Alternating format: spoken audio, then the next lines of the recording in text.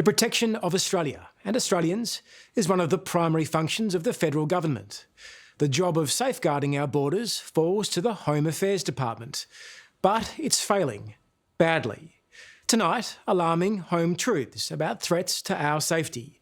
They're spelled out in the findings of a report the Minister, Claire O'Neill, received 4 months ago, but won't release publicly. However, in this joint investigation with the Sydney Morning Herald and The Age, we will.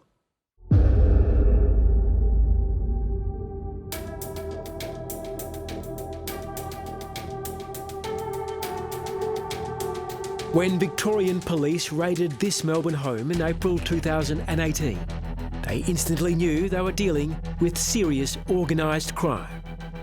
Inside, they found dozens of carefully cultivated cannabis plants, a lucrative illegal operation that was being looked after by Albert Bieber. To protect his investment, this ruthless Albanian gangster had installed a silent alarm to warn of intruders. And just after midnight on the 17th of April, it was triggered by Andrew Tamayan. As the 28-year-old Melbourne carpenter snuck through the house, he had no idea Albert Bieber was racing towards him with a loaded gun. 15 minutes later, he was dead. What happened here might seem like an isolated murder and drugs case. But Albert Bieber wasn't only running crop houses. He was part of an Albanian mafia syndicate, one of many flourishing around the country. What's worse, he entered Australia illegally because our border security system failed. His arrest would reveal a much deeper problem, one that goes all the way to Canberra. As you'll see tonight, the government department designed to keep us safe from people like Bieber isn't doing its job. For all we've been told about our tough border security, Albert Bieber had no trouble getting into Australia. He had a fake Greek passport, so in 2013, he simply flew to Melbourne Airport and passed through immigration, joining hundreds of other Albanian criminals who have rorted our migration system to build a sprawling criminal empire. Have they become somewhat experts in the movement of people into this country to engage in crime? Yes, my understanding is that they've become adept to the processes and working around processes to bring people into this country. They've got facilitators, professional facilitators to assist them, whether it's through visa migration issues, legal or other means. They're very adept and continue to work to get their people they want into this country to assist them in their enterprises. It's clearly an issue for you, isn't it? The influx of people across the border. Yes, it is. When our border security system fails, Victorian Police Commander Paul O'Halloran and his team have to clean up the mess. If that changes, we'll reassess. Over the last few years, they've been kept busy by an explosion of crime carried out by organised Albanian gangs. Why has Australia become such a desirable marketplace for Albanian organised crime groups overseas sending their people here? Well, primarily we're a very strong market and attractive market for drugs. What are we talking about in respect of the funds being generated by Albanian organised crime?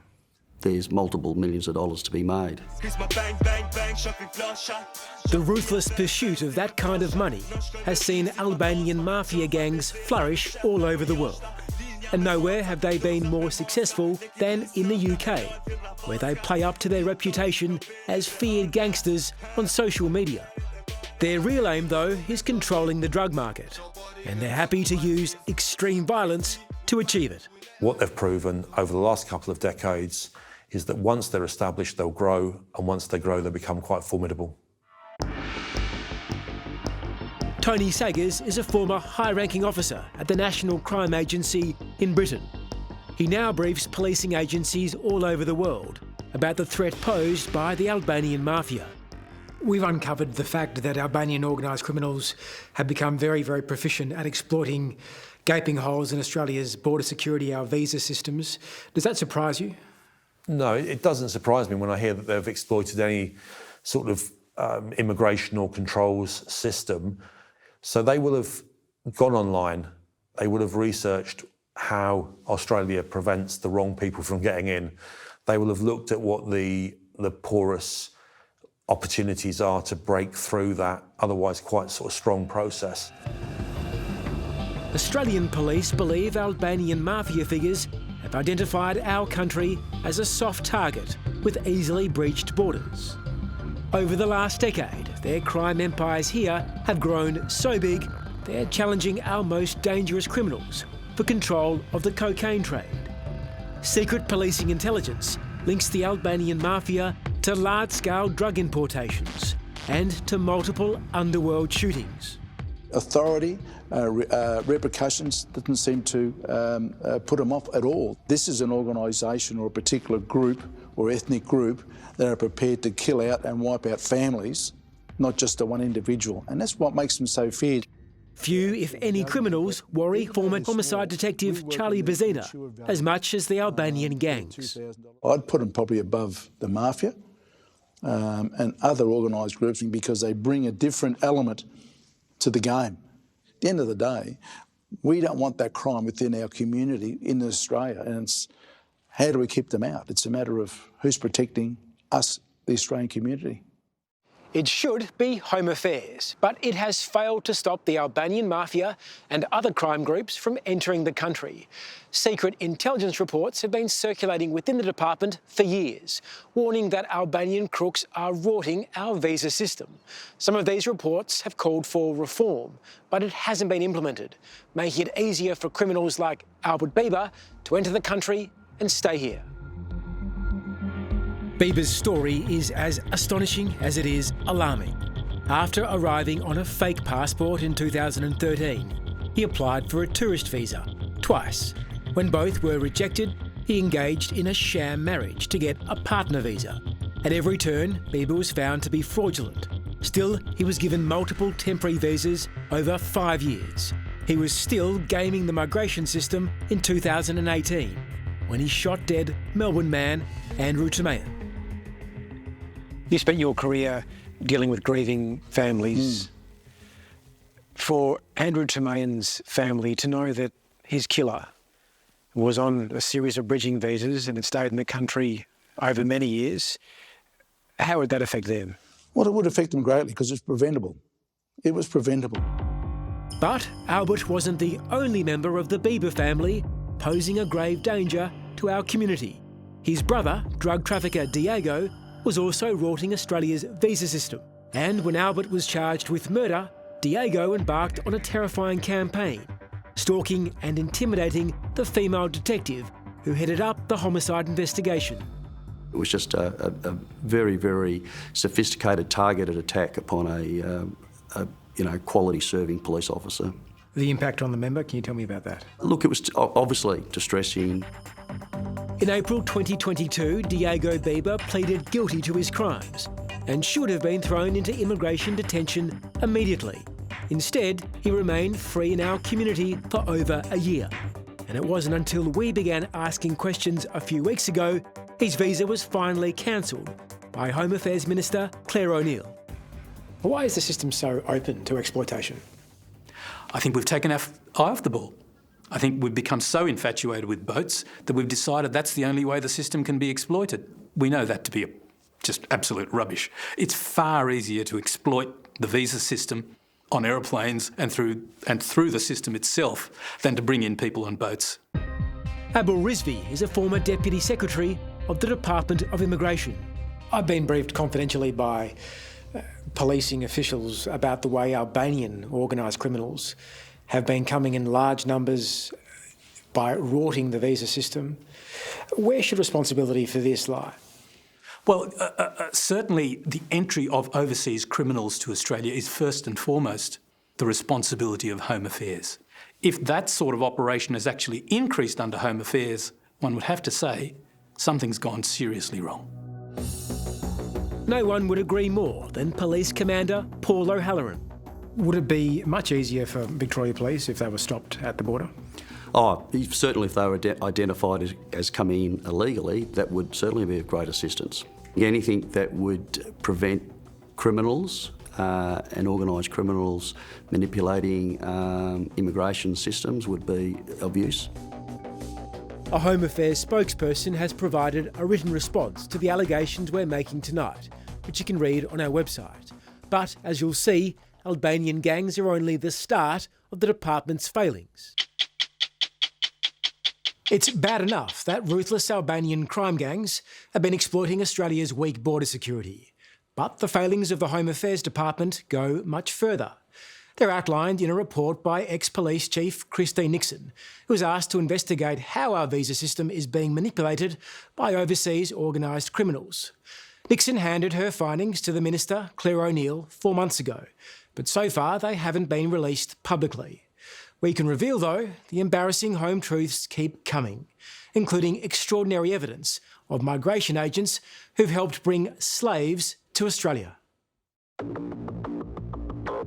Need a human slave? Look no further than the instant messaging app WeChat, where you'll find plenty of unscrupulous employers in Australia connecting with vulnerable workers in China. They're luring people to Australia. I would say so, yes. This particular chat is full, and with every scroll, immigration lawyer Sean Dong sees a scam. Without English, there's no way to get permanent residency in the metropolitan cities like Sydney. Like the kind that lured Henry Chi to Australia. These are like online recruiting grounds for people who might end up just like Henry, like a slave. Definitely, yes. Before Henry became a client, Sean thought he had seen and heard it all. Migration conferences, we always hear topic about modern slavery. I didn't really understand that actually exists until he told me the story. I was shocked how he was treated. Do you think he was treated like a slave? I think, yes. He was controlled. He had no freedom. He couldn't do whatever he wanted. That's slavery to me. Henry certainly didn't sign up to be a slave. He thought he was leaving China and coming to Melbourne for an honest job as a car tinter. How wrong he was. You came to Australia with a dream. I didn't have much dream, I just wanted to live. And what was life like in the end?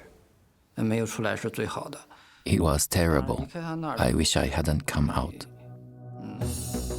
He didn't know it at the time, but he'd fallen for a human slavery scam. Instead of a working visa, Henry's boss had rorted the system and got him here on a false student visa. No questions were ever asked. Henry was never going to study. He was put to work in a factory.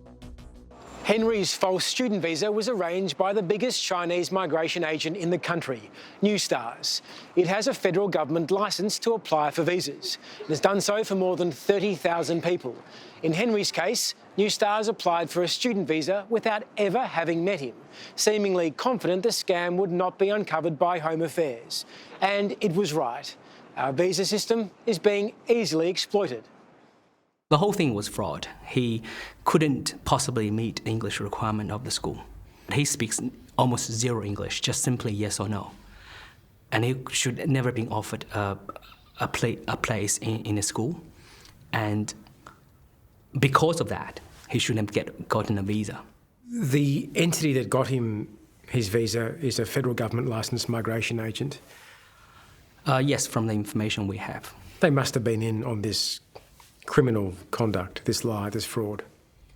I can't comment how much they know, but from what Henry told me is that he didn't know who his agent was. And to me, that's obviously a representation issue. He wasn't properly represented. Henry's employer was ruthless in his exploitation of his young worker. He was paid a pittance, about $5 an hour, to work up to 16 hours every day at the car tinting factory. He lived where he worked and ate leftovers brought to him by his boss. Escape wasn't an option. Did you feel trapped? Yes. Why? I cannot get away from them. I didn't know how to. And when I expressed my intention to get away from them, they took away my passport, so I couldn't. And why did they do that? They wanted me to keep working for them. Why isn't the Department of Home Affairs, the border security system, picking up on this seemingly blatant rorting? From a practitioner's perspective view, it's because the number, the quantity, and the resources are imbalanced. You mean to say there's so many people coming in on dodgy visas? On dodgy visas. And not enough resources to stop or police that? Correct. If people are conducting brazen rorting of our system, what does it say about the system itself and those enforcing the laws, the rules around it? Well, either the enforcement of those rules is given inadequate priority or there isn't enough resources to deal with those. It could be a combination of the two. Abul Rizvi is a former senior public servant who was stunned by the erosion of the border security system. What the Australian people now, I think, deserve is a clear plan on how we're going to deal with the problem. The price of inaction? Oh, the price of inaction is the problem just keeps growing.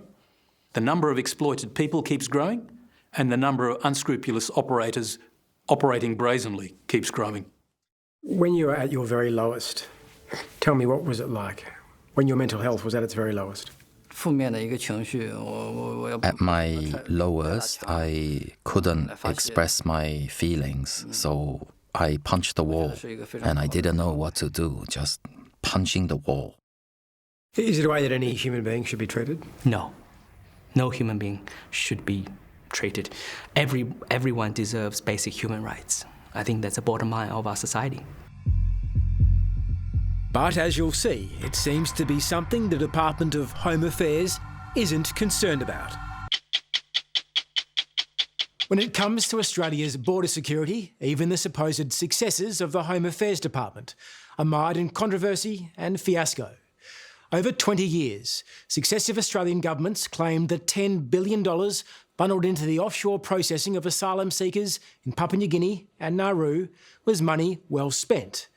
But as you're about to see, a significant chunk of those taxpayer funds was used for highly questionable deals. What do we want? Freedom! What do we want? Freedom! What do we want? Freedom! It was one of the most contentious policies in modern Australian history. We will decide who comes to this country and the circumstances in which they come. Intercepting asylum seekers headed our way and sending them to offshore detention. The so-called Pacific solution did stop the boats, but at a huge cost. Australia was effectively held to ransom by greedy politicians from Papua New Guinea and Nauru. There is absolutely no way that Canberra did not see the wrongs in what was happening. To me, they just turned a blind eye. We've concealed this man's identity to protect him. He's a former Nauruan official who says his colleagues saw Australia's offshore processing program as an opportunity to strike it rich. Were you sus that there were funny deals involving politicians and offshore processing? Yes, we suspected that there were funny deals involving politicians behind the scenes. Yes, I'm outraged. Australia needed Nauru and Papua New Guinea's cooperation for the Pacific solution to succeed, and local politicians were quick to leverage their power. And so began years of suspect payments for dodgy deals, financed by the Australian taxpayer and overseen by the Department of Home Affairs. Canberra was conveniently overlooking the risk of corruption with how the arrangement was being set up. They wanted to run and maintain offshore processing at all costs, even if it meant doing business deals with the politicians on Nauru. It would appear to be that was the case. In Nauru, many powerful officials made a fortune. One of them was Lionel Angamia. He was in charge of offshore processing and later became the country's president. But that didn't stop Home Affairs and its lead contractors from giving him a second job, trucking water. For that deal, his company was paid millions in Aussie taxpayer dollars. Australia should have been aware of it. Australia should have been on top of it, should not have allowed it, because they held the the purse, so to speak, to all this activity. And it was allowed to happen under their watch. On behalf of the Republic of Nauru, we are not suggesting Angamea is corrupt, but these payments should have been scrutinised by Home Affairs. It gets worse. Leaked files show at least 11 other Home Affairs-approved subcontracts went to high-ranking Nauruan officials, and some of these involved blatant inflating of prices. A money trail also shows suspected kickbacks funded by Aussie taxpayers to David Adiak, politician already facing serious corruption allegations. What sort of alarm bells ring in your head when it's revealed a subcontractor is actually a politically exposed person, a senior official or a politician? Firstly, conflicts of interest. Clancy Moore is the CEO of Transparency International. The fact that that politician could use their connections to wield influence over policy. Also, the risks of money laundering, particularly in Nauru. Now, Nauru has no controls around anti-money laundering laws. This means the risks of politicians dealing with millions of dollars in contracts are very high for money laundering as well, so the risks are high. Have you ever seen a president put on the books? Not in my time, no. What does it say to you? It's unbelievable, to be honest. It's deeply shocking and, you know, it raises many questions. Why did the department allow these payments to go through? Who knew about these payments and how high in the department did it go? 2,200 kilometres west of Nauru, the questionable splashing of cash was just as blatant in Papua New Guinea. Senior people knew that there was approaches to pay bribes. Yes, yeah, definitely. I mean, that's 100% do we pass on that information. Ian Stewart's company, Paladin, was paid about $500 million to manage security at the Manus Island Detention Centre. But he says doing business in PNG came at a cost. Tonight, he comes clean, exposing a bribery scandal which he claims Home Affairs knew about and even sanctioned. Well, so we were approached by a number of individuals. They could offer to assist us, and in return, issues we're having around work permits or other issues in the contract would potentially go away, was the offer. Just to get this really clear, I'm not trying to use sensational language here. You're saying you are offered help in return for a payment. That's a bribe. It's a quid pro quo, yeah? I don't know what the definition of bribe in terms of... I'll tell you what a definition of a bribe is giving you a business advantage in return for a payment that is not appropriately due. Yeah, so I think, I guess you could term it in that sense. They were definitely asking for payments in return to assist us. When Paladin first arrived at Manus in 2017, Ian says he pushed back against the PNG officials encouraging corruption, even when pressure came from an unexpected quarter. One of the Home Affairs officials rang me and we met at a hotel in Port Moresby, and he basically said to me, why won't you just subcontract one of their subcontractors?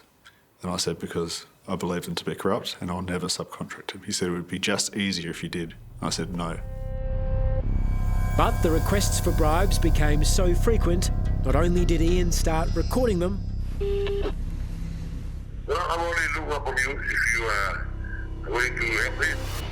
He says Paladin also gave in, paying kickbacks to obtain visas and work permits for its staff. How much are we talking? It was over $1 million. Over $1 million. And more than one payment. We did get work permits and visas that we hadn't been able to get for months before. So, I would consider that was a bribe. In fact, records we have seen reveal bribes in excess of $3 million. Those payments, and others linked to Nauru, are now being investigated by the Australian Federal Police. But Stewart insists Home Affairs turned a blind eye when he flagged corruption concerns. The advice I received was that they were happy with the email at Home Affairs, but they would prefer a phone call. And what did you take that to mean? Well, I took that to mean that they don't really want to receive corruption reports because it's inconvenient. The inconvenient truth is that the Home Affairs Department has significant problems that need urgent attention. You'd think the first step might be to confront them, but when we asked Minister Claire O'Neill for an interview, she said no. As for the report detailing the weaknesses in Australia's border security that the government won't release, well, we've now posted it on our website. You can also read more of my investigation in the Sydney Morning Herald and The Age. Hello, I'm Nick McKenzie. Thanks for watching 60 Minutes Australia. Subscribe to our channel now for brand new stories and exclusive clips every week. Don't miss out on our extra minute segments and full episodes of 60 Minutes on 9now.com.au and the 9Now app.